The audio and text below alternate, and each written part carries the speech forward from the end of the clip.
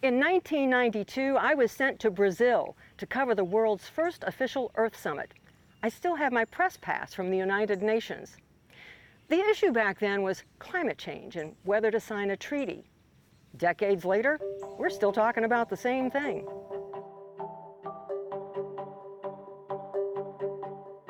Many people who in the past may have had reservations about whether climate change is real jumped on board after recent hurricanes.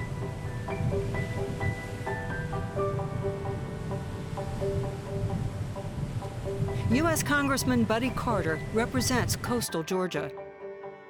He's one of 6 Republicans on a bipartisan committee to address the issue. They take their trash home with it and dispose of it. We know that we're seeing the sea levels rise. We know that that is happening. In fact, I represent Camden County. Kings Bay Naval Base has been identified by the Department of Defense as being the second most vulnerable installation to be impacted by rising sea levels.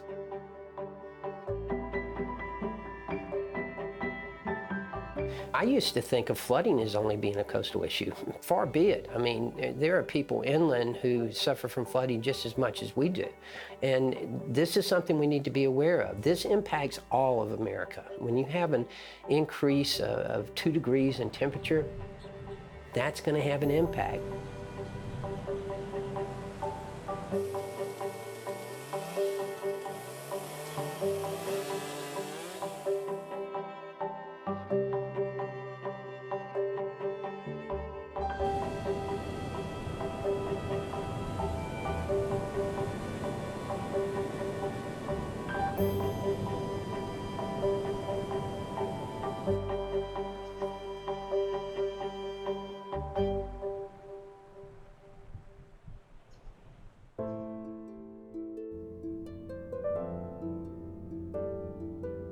Pecan grower Randy Hudson says the past 3 years have convinced him that things are changing.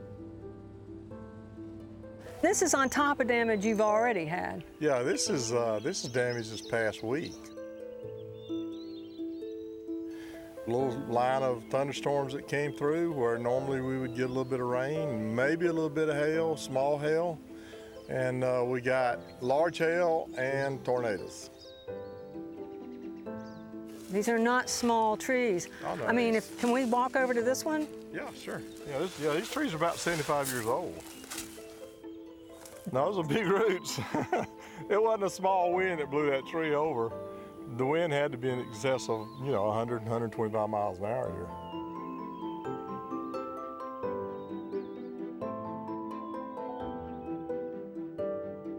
There's nothing more satisfying in the world to me than to get on a tractor, go down through an orchard, be mowing. It's just a wonderful life. And regrettably, Michael took that away from us last year.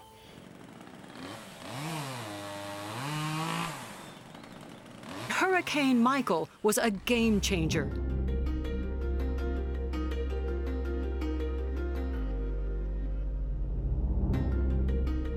Randy lost at least 5,000 trees in that storm. Other pecan farmers suffered even more damage. Pine Knoll pecans near Albany lost about 6,000 trees. Do you know colleagues of yours in the industry that have pretty much been put out of business? Oh, yeah. I've got friends who lost hundreds, a couple who've lost thousands of acres of pecans. There's no pecan trees.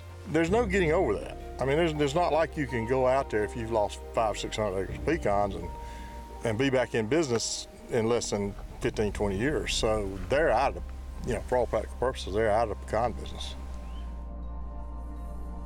That's because a pecan tree takes at least 15 years to bear fruit. There's no way to start over. Years ago, scientists predicted that we would see more frequent storms and that they would be increasingly severe. In addition, the sea level is rising because ocean temperatures have warmed, melting ice sheets and glaciers around the world. Scientists predicted that as well, but it is happening faster than they thought. Just watch this amazing video from Iceland.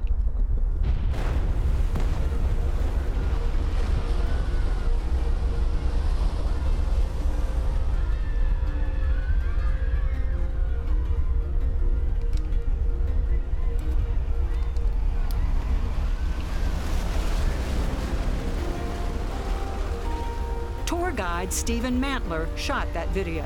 I could hear some sounds in the glacier that made me think, okay, maybe something's going on there.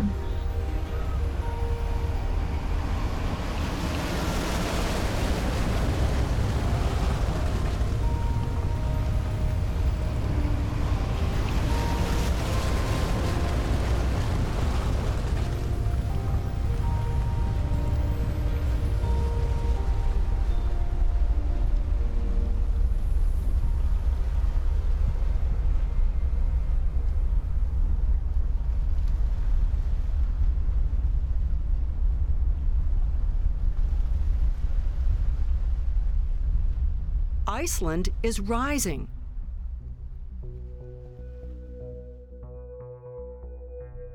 As the glaciers melt, there is less weight on the Earth's surface. It rebounds upward without the heavy ice.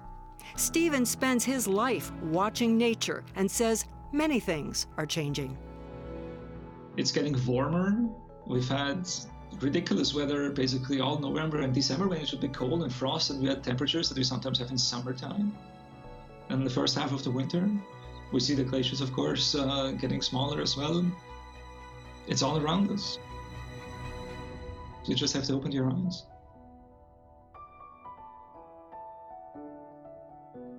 So why should you care about what's happening in Iceland? Well, that melting ice is part of what makes the sea level rise. The sea level rise, in turn, creates higher storm surges on the coast of Georgia. It can also impact our infrastructure, things like all the coastal septic tanks. Here's why. A septic tank holds all the wastewater that comes from a home. Microbes break down the bacteria. Then pipes filter that liquid waste through the soil. But as the sea level pushes groundwater up, that soil will be soggy and sewage ends up in the backyard or the marshes. They don't drain. Essentially, the waste will not percolate through the soil because the soil will be saturated. And that will require, again, an investment of either raising those septic systems or providing infrastructure, sanitary sewer lines to homeowners. Brian Meyer spent a lot of time on St. Catharines Island, gauging the impact of ocean water on freshwater supplies and keeping track of erosion. He was already concerned with the rapid loss of land when we interviewed him back in 2016. Using aerial photographs provided by Brian, we put the erosion in motion. From 1951 to 1993, St. Catharines lost about 200 meters of land. But in about half that time, the ocean has claimed an additional 150 meters. The acceleration is dramatic. It's that serious and it's that rapid. We see approximately 90% of our shoreline that's erosional. We're losing maritime forest on the north end of the island at a pretty good rate, probably around 1.5 meters or 2 meters per year.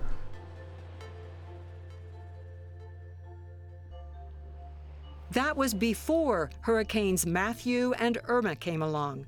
In just 2 years, St. Catharines lost 43 meters. That equates to about 141 feet of land around the island.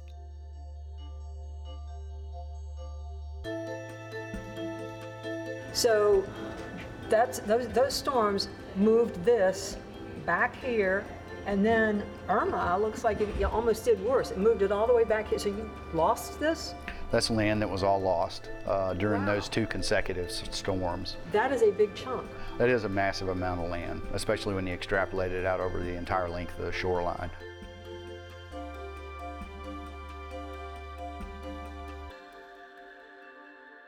What evidence do we have that says, yeah, the sea level is definitely rising? There are a couple of lines of evidence to indicate the sea level is rising. We have satellite platforms, primarily Topex and Poseidon platforms, indicate an increase in the surface of the seas. And then the second line of evidence is fixed tide gauge stations. For example, Fort Pulaski has a fixed tide gauge, and that indicates sea level rising in the Savannah region, at a rate of approximately 3 millimeters per year. It is hard for an individual to discern because it is such a gradual change.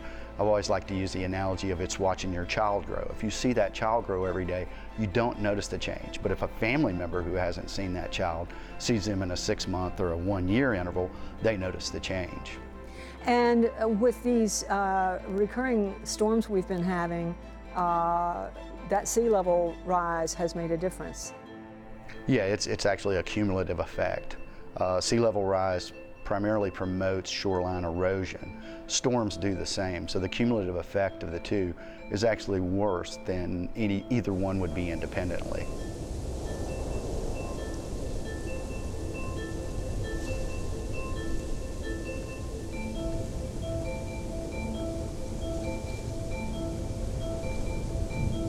Storms are unpredictable.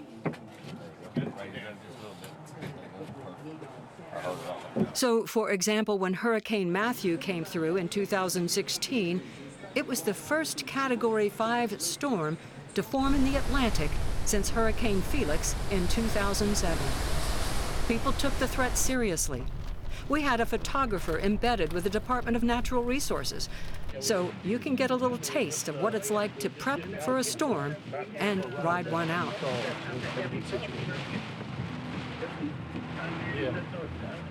Just scary. That's all. We're just getting ready to batten down the hatches and see what happens. When they tell us to leave, we'll leave. I ain't playing around. You know, that storm surge, that cover your whole house.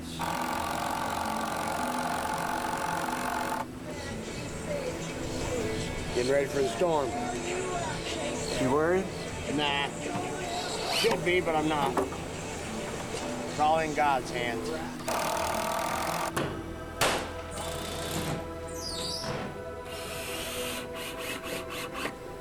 Well, we're 25 feet off the sand, number one, and we're about 200 yards or less from the water. 100 yards or so, 150 yards. And how worried are you guys about this storm? Well, we're going to have 2 to 3 foot higher tides from just and then 4 to 8 feet they're estimating for storm surges. So we'll get to work.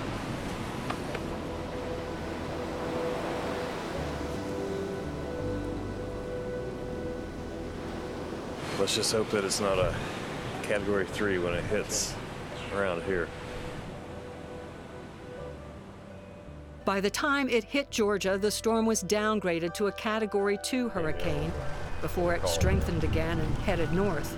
But as you watch this, imagine if that storm had come in as a Category 5. I wouldn't go over there. You can't get through. It's marsh rack all over the road. Yeah. Okay, so much for that. East Beach Road is completely covered. Hell, I didn't know what that was. Them blew the stripes off the road. Them blew the stripes off the road. Man, goodness gracious. That's why I wanted this jacked up truck. That's why people evacuate from the hurricanes.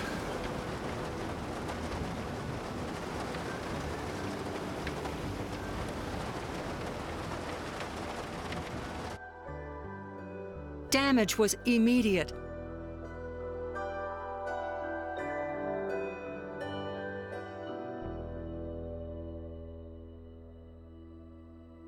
But even with all this, Georgia dodged a bullet.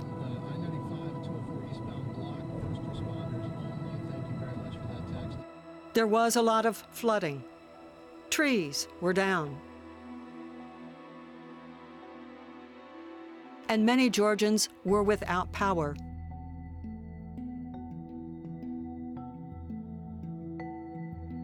Cleanup took months.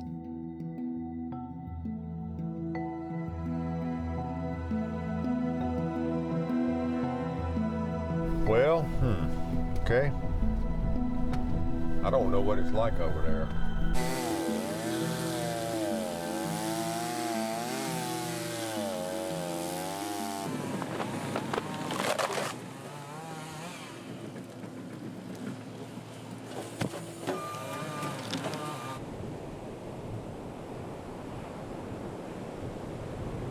The following year, Hurricane Irma came ashore.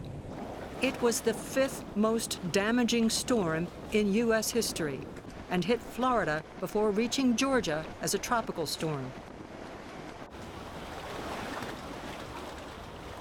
Even so, that storm packed strong wind gusts and brought a lot of rain. Once again, people living in coastal Georgia had to evacuate. In 2018, Hurricane Michael made landfall in Florida as a Category 5 storm, and though it weakened as it moved through Georgia, the state sustained extensive damage. 3 major hurricanes in 3 years.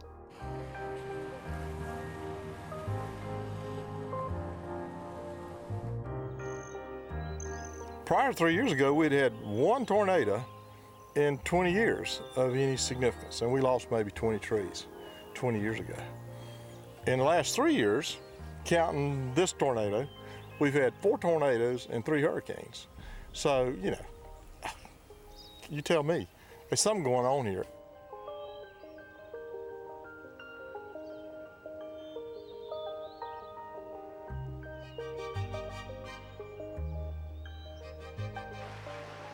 Kathy Sakis is a marine biologist and a homeowner on Tybee Island. Sea level rise has made high tides worse, causing the road that leads to Tybee to flood on a frequent basis.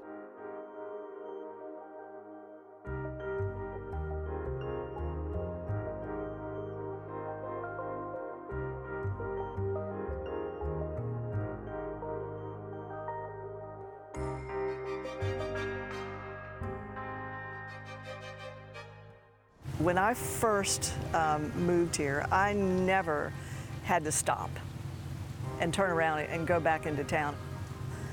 Now, it's like, it seems like every month, if I want to come to my house on Tybee, I have to look to see when the high tide is going to be and not go at that time.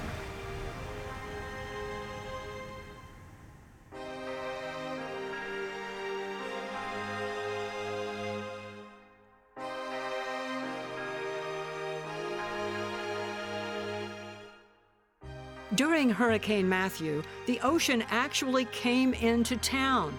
As this video shows, seawater breached the dunes and rolled onto local roads.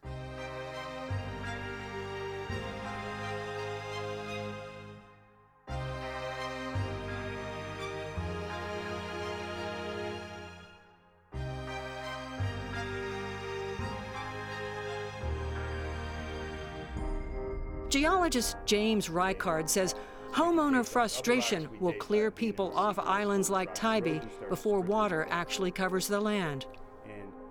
The thing is, people don't realize is that when sea level rises, it doesn't mean you're going to just be flooded off your island. It means that when storms come, you're going to have more frequent flooding, just like we're seeing on the Georgia coast.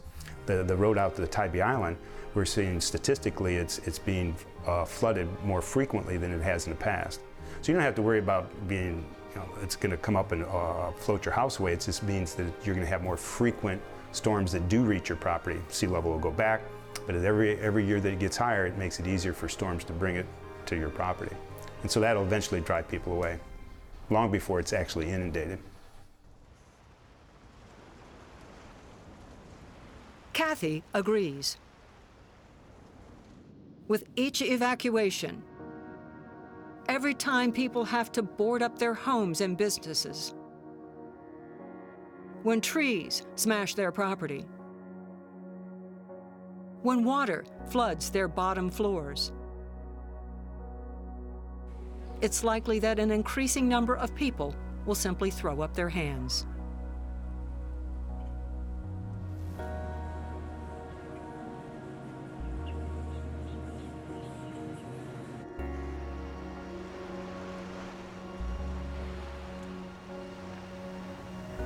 Well, every time there's a major hurricane and we have to evacuate, immediately afterwards you see the cleanup, and I'm sure you've seen the images of the debris that comes out of the lower floors, because that's always what's flooded. And And then you see the for sale signs go up. So yeah, people are getting it, and you know that may be the best solution is a buyout for the island for the houses. Another concern for coastal residents is that insurance may at some point refuse to offer flood insurance to those at risk. Congressman Carter says it's time to prepare for reality. I was a mayor at one time. I know the value of preparing and having rules and regulations in place that will help us. For instance, if you build a house on a slab next to the marsh, it's probably going to flood at some point. You know, if we have our building regulations to where people have to build them up, then that will help us. That will help FEMA in not having to buy a house 3 or 4 times after it floods. So that's very important that we be smart about these things. So Highway 80 to Tybee will be raised 8 inches.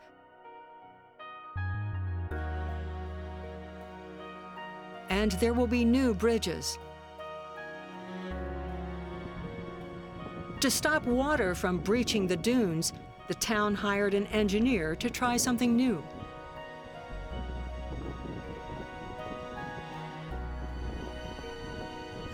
He came in with this 165-foot long sandbag that was 8 feet tall, 2 feet wide at the top, and went down for 6 feet and out for 8 and down for 2.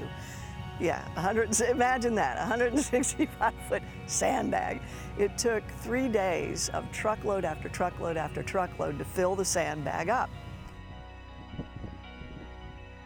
But look at it now.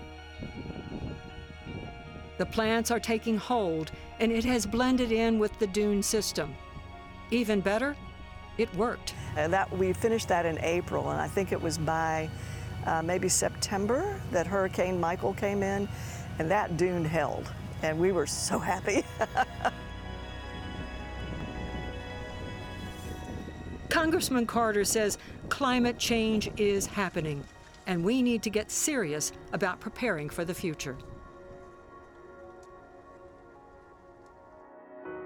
Climate change is real. Protecting our environment is real. We've got to face up to that. The climate's been changing since day one, and we all know that. We can look back in history and see where whole groups of people actually moved to higher ground because the temperature increased, and they actually had to change where they lived. That's what we're going through now. Now, the industry is adding to it. We know that. We know that that is happening as well. From sand dunes to pecan trees,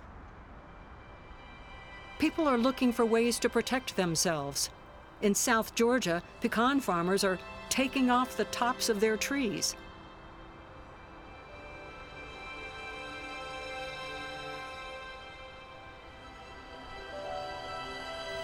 If you'll notice this row of trees here, all of the tops have been cut down. We've brought these trees down about 15 feet, and adds a lot of uniformity to them. As you see, the trees look almost identical. The main thing is when they're blowing in the wind, that they don't get so heavy, top heavy, that they blow over.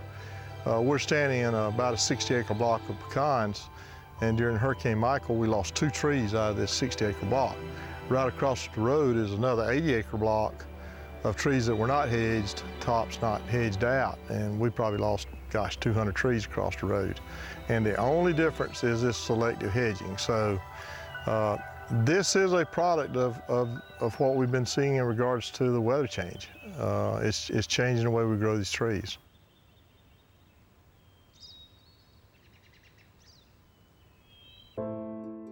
Floods, wildfires,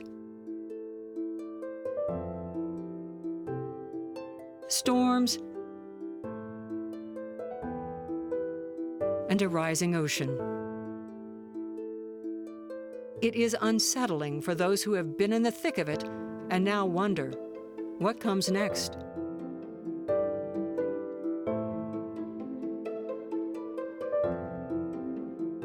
So what's next? Stricter building codes, more infrastructure, increased cleanup costs after storms. No one knows for sure, but this is certain.